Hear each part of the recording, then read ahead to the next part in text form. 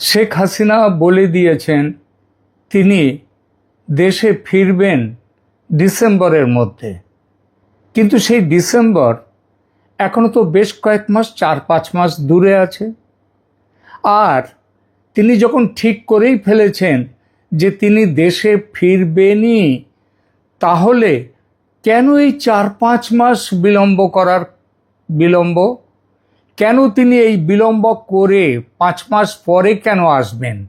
কেন আগস্টে নন, কেন সেপ্টেম্বরে নন? কারণ একটা কথা, প্রশ্নটা এই জন্যেই আসে, তিনি যখন মনস্থির করে ফেলেছেন আসবেন, তখন কেন এই দেরি করাটা? এর কি কোনো কারণ আছে? আমরা এই বিষয়টা নিয়ে এখন আলোচনা করব। দেখুন, একটা কথা আছে সংস্কৃতে, শুভস্য শীঘ্রম অশুভস্য কালহরণম, অর্থাৎ যা শুভ কাজ সেই কাজটা দেরি করতে নেই, তাড়াতাড়ি করে নিতে হয়, শীঘ্র করে নিতে হয়। কিন্তু যে কাজটা অমঙ্গলের কাজ, সে কাজটা দেরি হোক, সেটা দেরি করেই করতে হয়। এই নিয়মের যদি এই কথাটাই যদি মানতে হয়, তাহলে এটাই বলার যে শেখ হাসিনা যখন ঠিক করেই ফেলেছেন তিনি দেশে ফিরবেন, তাহলে কেন 4-5 মাস পরে ডিসেম্বরে ফিরবেন? আমি বলেছি এই বিষয়টা নিয়ে এখনকার আলোচনা। দেখুন, শেখ হাসিনা কিন্তু একদম যাকে বলে দুঁদে রাজনীতিবিদ, তাই কিন্তু তিনি। দেখুন, 2024-এর 5ই আগস্ট তিনি দেশ ছেড়ে চলে আসতে বাধ্য হওয়ার পর তিনি সে বছর 15ই আগস্টে বঙ্গবন্ধুর মৃত্যু দিবসে, সেই দিবসে তিনি কিন্তু দেশের উদ্দেশ্যে, দেশের মানুষের উদ্দেশ্যে তিনি বার্তা পাঠিয়েছিলেন যে বঙ্গবন্ধুর স্মৃতি শহীদ দিবস, সেটা যথাযোগ্য গুরুত্বের সঙ্গে, মর্যাদার সঙ্গে পালন করবার জন্যে দেশবাসীকে আহ্বান করেছিলেন।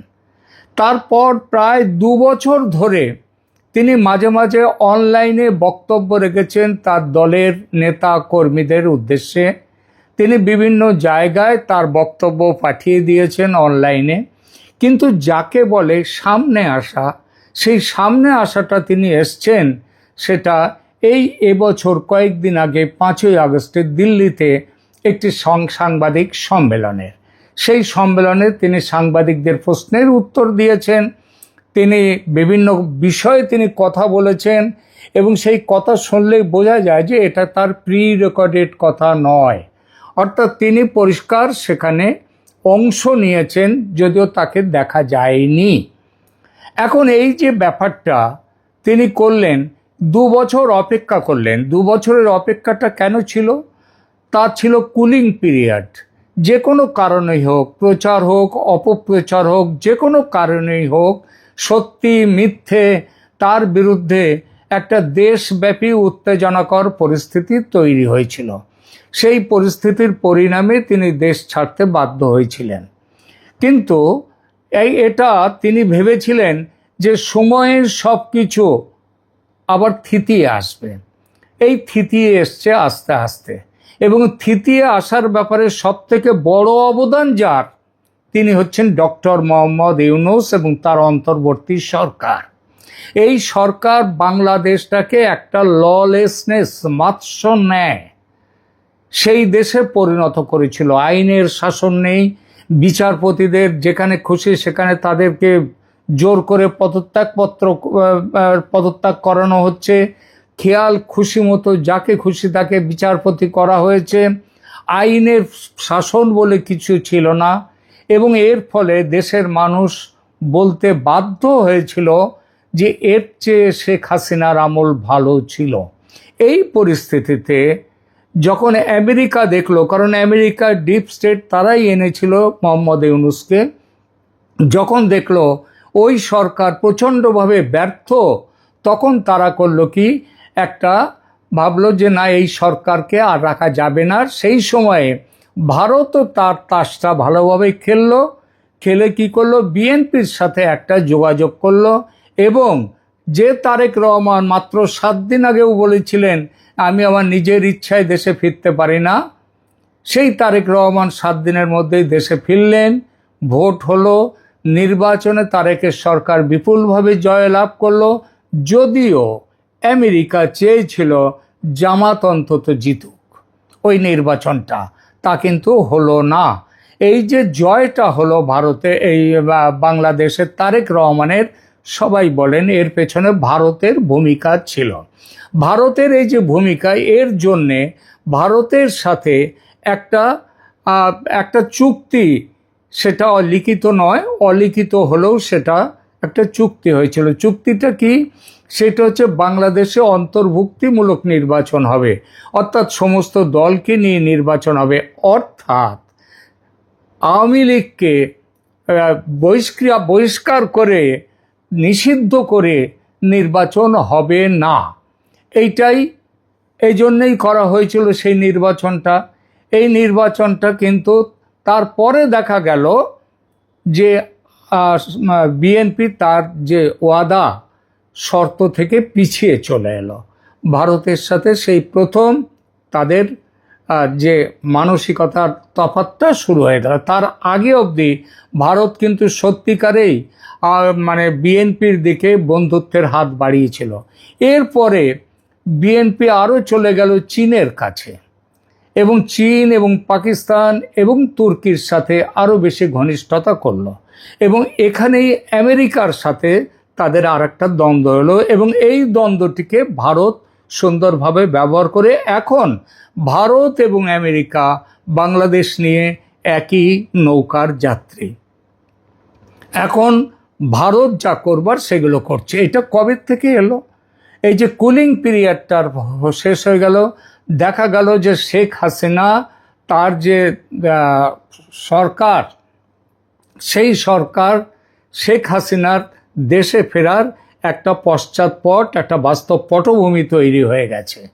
এবং এই তৈরিটা হওয়ার পর এখন কি করলেন, কি দেখলাম আমরা, যে সেটা হচ্ছে সার্জিও গোর। তিনি হচ্ছেন ভারতে মার্কিন রাষ্ট্রদূত, সেই সঙ্গে দক্ষিণ ও মধ্য এশিয়ায় আমেরিকার বিশেষ দূত, এবং এর সঙ্গে আরও একটা বড় পরিচয় আছে তার।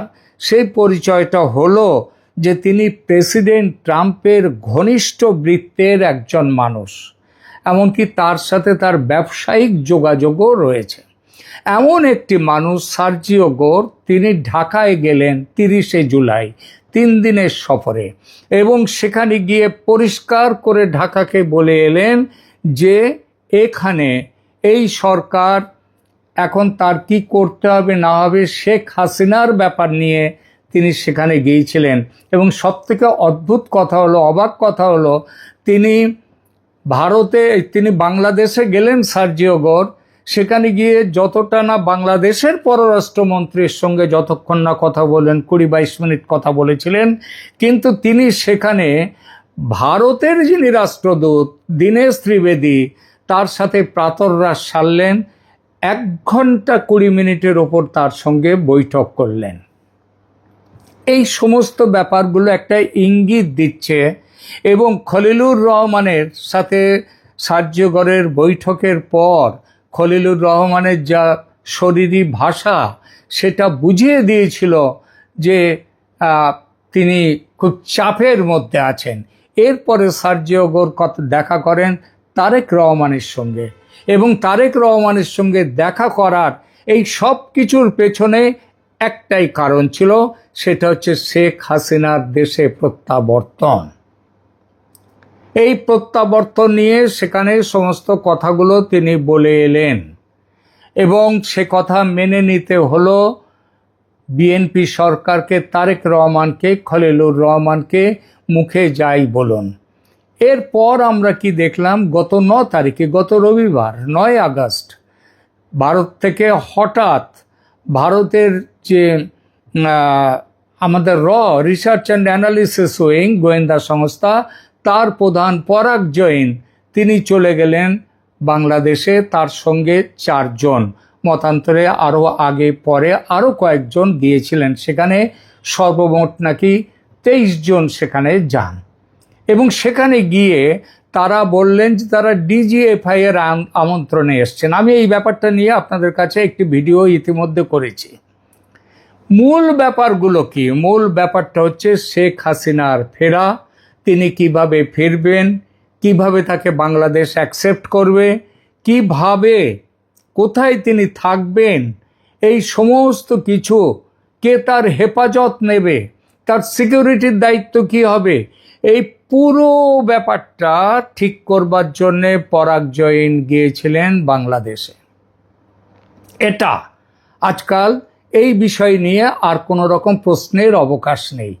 পরাগ জৈন যেদিন গেলেন, ঠিক রবিবার, সোমবার দিন সকালে তারেক রহমানের সঙ্গে বৈঠকে বসলেন ভারতের রাষ্ট্রদূত দীনেশ ত্রিবেদী, এবং তিনি বৈঠকে বসলেন। বৈঠকে বসবার পরে বললেন, তারেক রহমানের খুবই প্রশংসা করলেন, এবং সেই প্রশংসার পরে যখন তাকে প্রশ্ন করা হলো যে তারেক রহমান কি দিল্লিতে ব্রিক্সের বৈঠকে কি তারেক রহমান আমন্ত্রিত হয়েছেন বিমস্টেকের চেয়ার হিসেবে, তো সেখানে কি তিনি আসছেন? তার উত্তরে দীনেশ ত্রিবেদী বললেন, ওই ধরি মাছ নাছুই পানি করে বলে গেলেন। এখন জানা যাচ্ছে দীনেশ ত্রিবেদীর সঙ্গে তারেক রহমানের বৈঠক, তার আগে সার্জিও গোরের সাথে খলিলুর রহমান এবং তারেক রহমানের বৈঠক, পরাগ জৈনের দলবল নিয়ে বাংলাদেশে যাওয়া, এই সব কিছুর মূলে একটি বিষয়, সেটা হচ্ছে শেখ হাসিনার দেশে প্রত্যাবর্তন কিভাবে হবে, কেমনভাবে হবে, তিনি কোথায় থাকবেন, তার কি সিকিউরিটি, এই টোটাল ব্যাপার। এবং এই ব্যাপারে আজকে বোঝা যাচ্ছে যে ভারত এবং আমেরিকা যেটা চায় সেটা স্পষ্ট করে বলে দিয়ে এসছে তারেক রহমান সরকারকে, এবং তারেক রহমান সরকার সেটা মেনে নিয়েছেন। এই অবস্থায় তারেক রহমান এইবার আসবেন, যেটা কথা হচ্ছে, তারেক রহমান শুধু দুটো জিনিসের কথা চাইছেন। একটা হচ্ছে শেখ হাসিনা দেশে যে ফিরবেন, সেই ফেরার ব্যাপারে তাকে সব রকম সহযোগিতা এবং তার নিরাপত্তা সব কিছু নিশ্চিত করবে বাংলাদেশ সরকার। এটা যেমন ঠিক, তেমনি সাথে সাথে তিনি আর একটা জিনিস তারেক রহমানের আসছে, সেটা হচ্ছে তিনি সবেমাত্র ক্ষমতায় বসেছেন, তাহলে কি তিনি তার পুরো টার্মটা যাতে তিনি চালাতে পারেন 5 বছর, সেই ব্যাপারটার একটা নিশ্চয়তা তিনি চাইছেন ভারতের কাছে। এবং এই ব্যাপারে কথা বলবার জন্যে কয়েকদিনের মধ্যেই, এই আগস্টেই সেপ্টেম্বরের যেটা ব্রিক্স বৈঠক, সেখানে তারেক রহমান আসবেন না, কিন্তু তিনি ভারতে আসবেন নরেন্দ্র মোদীর সঙ্গে 1-to-1 কথা বলার জন্যে সেই ব্রিক্স বৈঠকের আগে। ব্রিক্স বৈঠকে না আসার কারণ কি? কারণটা এটাই যে আমেরিকা ব্রিক্সকে সমর্থন করে না, সুতরাং তারেক রহমান এখানে আসবেন না। ভারতও জবরদস্তি কিছু করেনি, কিন্তু ভারতের সাথে তারেক রহমান একটা আলাদা করে মিটিং করবেন, এবং সেই মিটিংয়ের জন্যে তারেক রহমান এই মাসের শেষ দিকে তিনি ভারতে আসছেন, এটা মোটামুটি স্থির হয়ে গেছে। তাহলে সব মিলিয়ে ব্যাপারটা কি দাঁড়ালো এটাই যে শেখ হাসিনার ফিরে আসাটা এখন ইফস অ্যান্ড বাটস, যদি কিন্তু এইসব ব্যাপার নয়।